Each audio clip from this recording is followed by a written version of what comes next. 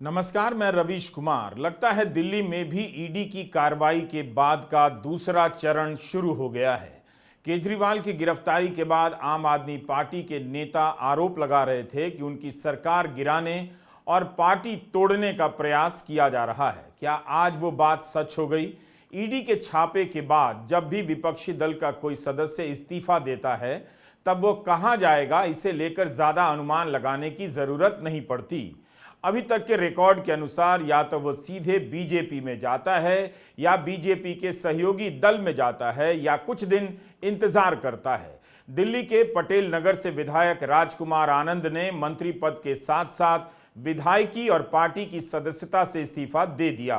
राजकुमार आनंद को अब अपनी पार्टी भ्रष्टाचार में डूबी लगने लगी है। इतनी डूबी हुई कि विधायकी तक से इस्तीफा दे दिया। लेकिन आज मैं बहुत व्यथित हूँ, इसलिए आप लोगों को मैं अपना दुख साझा करने आया हूँ। मैं राजनीति में जब आया था, जब अरविंद केजरीवाल जी ने कहा था कि राजनीति बदलेगी तो देश बदलेगा, लेकिन आज बड़े अफसोस के साथ कहना पड़ रहा है कि राजनीति तो नहीं बदली, लेकिन राजनेता बदल गए। आम आदमी पार्टी का जन्म ही भ्रष्टाचार के खिलाफ आंदोलन से हुआ था, लेकिन आज ये पार्टी खुद भ्रष्टाचार के दलदल में फंस चुकी है। मेरे लिए मंत्री पद पर रहकर इस सरकार में काम करना असहज हो गया है। मैं अब इस पार्टी, इस सरकार और अपने मंत्री पद से इस्तीफा दे रहा हूं, क्योंकि मैं इन भ्रष्ट आचरणों में अपना नाम नहीं जुड़वाना चाहता। मैं नहीं समझता कि हमारे पास शासन करने की कोई नैतिक ताकत बच गई है। ईडी के छापे के बाद विपक्षी दलों में भगदड़ मचने के जो पैटर्न रहे हैं, उसमें कोई अपने नेता को लेकर, कोई सरकार पर आरोप लगा दे तो कोई हैरानी की बात नहीं। राजकुमार आनंद पहले नहीं हैं, उनसे पहले कई लोग कई दलों के ऐसा कर चुके हैं। यही वो राजकुमार आनंद थे जिनके घर पर और अन्य दफ्तरों में नवंबर के महीने में ईडी के छापे पड़े थे। तब बीजेपी ने इनका इस्तीफा मांगा। नवंबर से लेकर 9 अप्रैल तक उन्हें ना तो बाबा साहब की याद आई और ना ही आम आदमी पार्टी भ्रष्टाचार में डूबी हुई नजर आई। तब की मीडिया रिपोर्टिंग बताती है कि राजकुमार आनंद पर हवाला माध्यमों से लेन देन और कस्टम के 7 करोड़ की ड्यूटी नहीं चुकाने के मामले में छापे पड़े थे। ये नवंबर की खबरें हैं। क्या उस समय से राजकुमार आनंद को नहीं दिखा कि उनकी पार्टी भ्रष्टाचार में डूबी है? जब उनके यहां छापे पड़ रहे थे तब पार्टी उनके साथ खड़ी रही। सौरभ भारद्वाज ने इनके पक्ष में बयान दिया था। आज वही सौरभ भारद्वाज कह रहे थे कि एक मंत्री को डराया जा रहा है, धमकाया जा रहा है। पटेल नगर एक रिजर्व्ड कॉन्स्टिट्यूएंसी है। ये बात राजकुमार आनंद जानते हैं कि रिजर्व्ड कॉन्स्टिट्यूएंसी के अंदर वो भारतीय जनता पार्टी से लड़ेंगे, बुरी तरह से हारेंगे, तीसरे नंबर पे आएंगे। वे विधायक इसलिए जीते क्योंकि आम आदमी पार्टी की तरफ से लड़े हैं।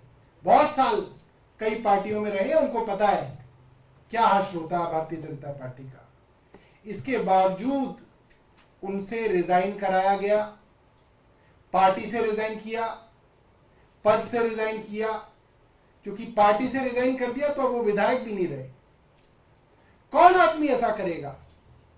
किसी को पार्टी से अगर दिक्कत भी होगी तो ये कहेगा ठीक है, मैं अपना टेन्योर पूरा करता हूं, जनता के बीच में अपनी जगह बनाता हूं, टेन्योर पूरा होगा, पार्टी से रिजाइन करेंगे, जो पार्टी पसंद आएगी उससे लड़ेंगे। ये तो सुसाइड है, ये तो आग में कूदना है। कोई आदमी क्यों सुसाइड कर रहा है? उस आदमी की क्या मजबूरियां बना दी गई? आप सोचिए कितना डराया जा रहा है। आज एक चुने हुए विधायक और एक मंत्री को आज इतना डरा दिया गया कि वो आज रेजिग्नेशन करने के लिए छोटे से किसी कमरे में छुप के प्रेस कॉन्फ्रेंस कर रहा है। आपने देखा ही होगा।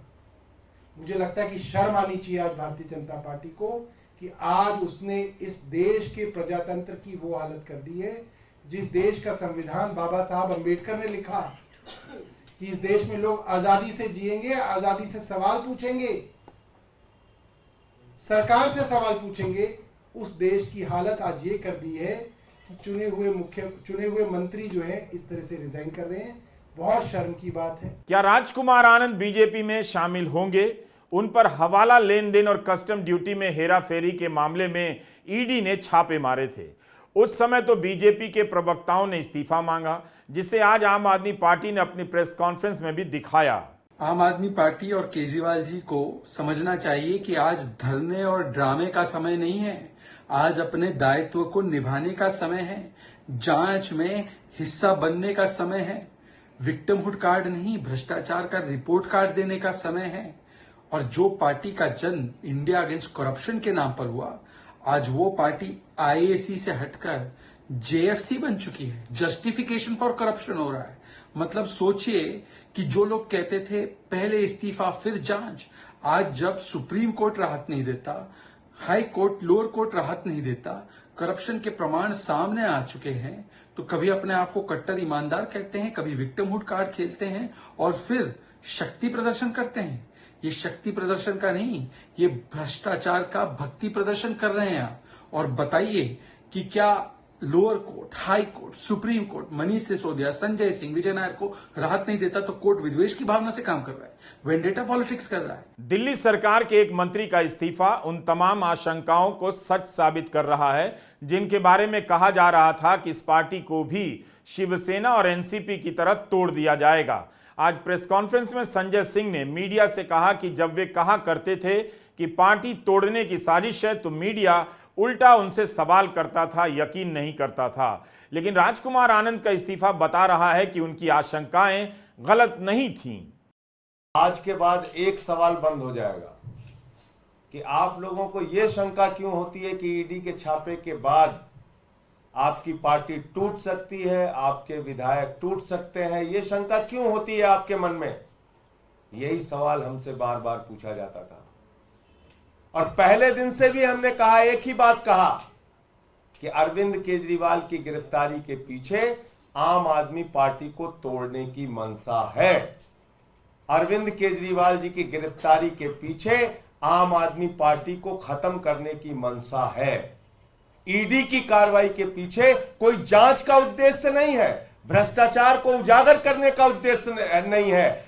ईडी की कार्रवाई के पीछे, ईडी के छापे के पीछे, ईडी की जांच के पीछे सिर्फ और सिर्फ आम आदमी पार्टी को तोड़ने का मकसद है। और इसलिए मैं दोहरा रहा हूं इस बात को कि भारतीय जनता पार्टी इस देश की वो आपराधिक पार्टी है जो देश भर में इस प्रकार का गुंडागर्दी का आचरण कर रही है। ईडी सीबीआई का इस्तेमाल करो, विधायकों मंत्रियों को तोड़ो और अपनी पार्टी में शामिल करो। यही काम इन्होंने महाराष्ट्र में किया, अरुणाचल में किया, उत्तराखंड में किया, कर्नाटक में किया, मध्य प्रदेश में किया। लेकिन याद रखना, आज इस वक्त में आम आदमी पार्टी की भी परीक्षा है, एक एक मंत्री और विधायक की भी परीक्षा है कि हम किस रूप में अपने आप को चाहते हैं कि हमें याद किया जाए, बहादुर के रूप में या कायर के रूप में। यह इतिहास दर्ज करेगा कि आप कैसे ऐसी भ्रष्ट पार्टी, ऐसी बेईमान पार्टी, ऐसी गुंडागर्दी मचाने वाली पार्टी जो देश भर में पार्टियों को तोड़ रही है, उस भारतीय जनता पार्टी का मुकाबला ऐसे दौर में आप कैसे करते हैं, यह भी तय होगा। एक पैटर्न आप और देखेंगे, दल बदल के कानून का इस्तेमाल नहीं होता है जिससे लगे कि पार्टी को तोड़ा जा रहा है। पार्टी के सदस्यों से इस्तीफा दिलवाया जाता है ताकि लगे कि पार्टी नैतिक रूप से कमजोर होती जा रही है और उसमें भगदड़ मच गई है। आप ये मत भूलिए कि गुजरात में 5 विधानसभा सीटों के उपचुनाव हो रहे हैं। इनमें से 4 सीटों पर इसलिए उपचुनाव हो रहे हैं क्योंकि कांग्रेस के चुने हुए विधायकों ने अपनी पार्टी और विधायकी से ही इस्तीफा दे दिया। अब यही 4 लोग फिर से बीजेपी के टिकट पर चुनाव लड़ रहे हैं। हिमाचल प्रदेश में 6 विधानसभा सीटों पर उपचुनाव हो रहे हैं। इन 6 पर कांग्रेस से इस्तीफा देकर बीजेपी में आने वाले विधायक ही बीजेपी से उम्मीदवार बने हैं। तो यह एक तरीका अपनाया जा रहा है कि किसी सरकार को गिराने का और पार्टी को तोड़ देने का, जिससे लगे कि सब अपने आप हो रहा है। बीजेपी तो कुछ कर भी नहीं रही, ईडी का तो बिल्कुल भी हाथ नहीं। बीजेपी 2 राज्यों में इसी लोकसभा चुनावों के साथ साथ 2 राज्यों में विधायकी छोड़ने वाले 10 कांग्रेसी विधायकों को अपना टिकट देकर उन्हें फिर से विधायक बनवा रही है। इस तरह की सेवा आज की तारीख में शायद ही कोई दूसरी पार्टी करती होगी। यह वो पार्टी करा रही है जो देश में बार बार चुनावों के होने से परेशान है, उसे बीमारी बताती है। एक देश एक चुनाव की बात करती है, लेकिन दूसरे दलों के विधायकों से इस्तीफा दिलवाकर फिर से उन्हें उपचुनाव में अपनी पार्टी का टिकट देती है। इस पैटर्न को देखते हुए अगर राजकुमार आनंद यह कहें कि राज्यसभा सांसदों में दलितों को प्रतिनिधित्व नहीं दिया गया, बात नहीं जमती है। सब कुछ साफ साफ दिख रहा है कि उनका इस्तीफा क्यों हुआ होगा। बाबा साहेब का फोटो हर प्रेस कॉन्फ्रेंस, हर सरकारी दफ्तर पर लगाते हैं, लेकिन जब बाबा साहेब के बातों की बात आती है, देखिए रिजर्वेशन तो संवैधानिक मजबूरी है, लेकिन जब बात रिप्रेजेंटेशन की आती है, जब हम ऐसी जगहों पर अपने आदमी भेजने की बात करते हैं, दलित समाज अपने आदमियों को ऐसी जगह भेजने की बात करता है, जैसे हमारे यहाँ 13 राज्यसभा सांसद हैं, दलित या पिछड़ा या महिला कोई भी नहीं है। तो क्या राजकुमार आनंद के अलावा और भी विधायक हैं, सांसद हैं, जिनकी अंतरात्मा अब जागने वाली है और वे आम आदमी पार्टी से इस्तीफा देने लग जाएंगे? 3 बार आम आदमी पार्टी ने दिल्ली में बीजेपी को हराया है। भारत की राजनीति में नरेंद्र मोदी के वर्चस्व के 10 साल पूरे हो गए, मगर दिल्ली में वे कमल नहीं खिला सके। तो क्या अब इस हताशा का यही रास्ता निकाला गया है कि पार्टी को ही तोड़ दो, मिटा दो, नेताओं को जेल में डाल दो? जब कांग्रेस में बगावत हो रही थी, ईडी के डर से पार्टी टूट रही थी, तब केजरीवाल ने कहा था कि कांग्रेस को वोट मत दीजिए, बीजेपी में चला जाता है। 2018 में रोहिणी में केजरीवाल ने कहा था कि बीजेपी और आरएसएस आम आदमी पार्टी को हराने के लिए कांग्रेस को भीतर से समर्थन दे रहे हैं। उस समय केजरीवाल भारत की राजनीति में तेज गति से गिरते चले आ रहे चट्टान के गोले को नहीं देख सके, जिसके नीचे कांग्रेस ही नहीं कई और पार्टियां और अब उनकी पार्टी भी दबती नजर आ रही है। आपको दिखाना चाहता हूं, यही है राजकुमार आनंद, जिनके यहां 23 घंटे तक ईडी का छापा पड़ा था।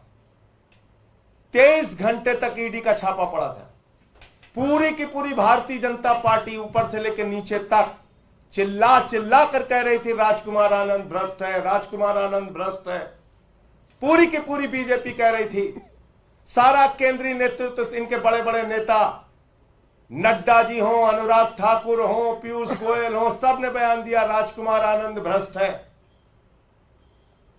बस देखना आपको यह है बीजेपी का चाल चरित्र और चेहरा आज से लेकर कल तक, या हो सकता है जल्दी ही आपको दिखाई पड़ जाए वो व्यक्ति जिसके लिए खुद भाजपाई नड्डा से लेके अमित शाह से लेके मोदी तक सारे लोग कह रहे थे कि ये भ्रष्ट है, भ्रष्ट है, कल उसको माला पहनाते हुए शामिल करते हैं कि नहीं, ये पूरी दुनिया देख लेगी, पूरा देश देख लेगा।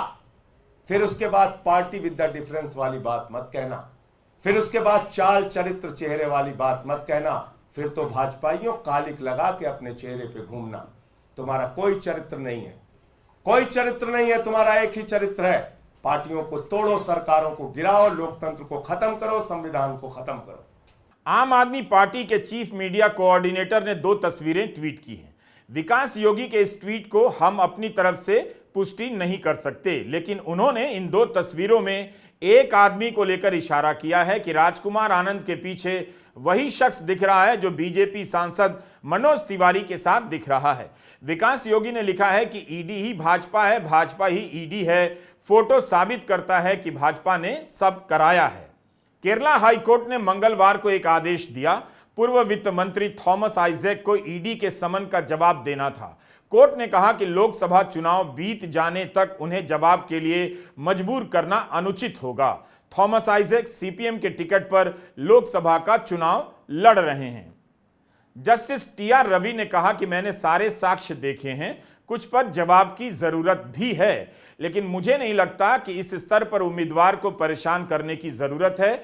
चुनाव में 1 महीना ही रह गया है। अरविंद केजरीवाल के केस में दिल्ली हाईकोर्ट ने चुनाव के समय को अहमियत नहीं दी।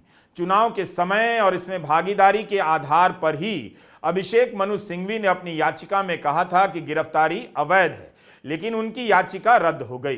केरला हाईकोर्ट ने चुनाव के समय को प्राथमिकता दी है। भारत की राजनीति में विपक्ष खाली होता जा रहा है। लोकतंत्र की इसकी नदी सूखती जा रही है। बीजेपी लगता है सूखी नदी में ही तैरकर 2024 का चुनाव पार कर लेना चाहती है। अब बीजेपी को परवाह भी नहीं कि लोग क्या कहेंगे, क्योंकि लोगों ने भी कहना और देखना बंद कर दिया है।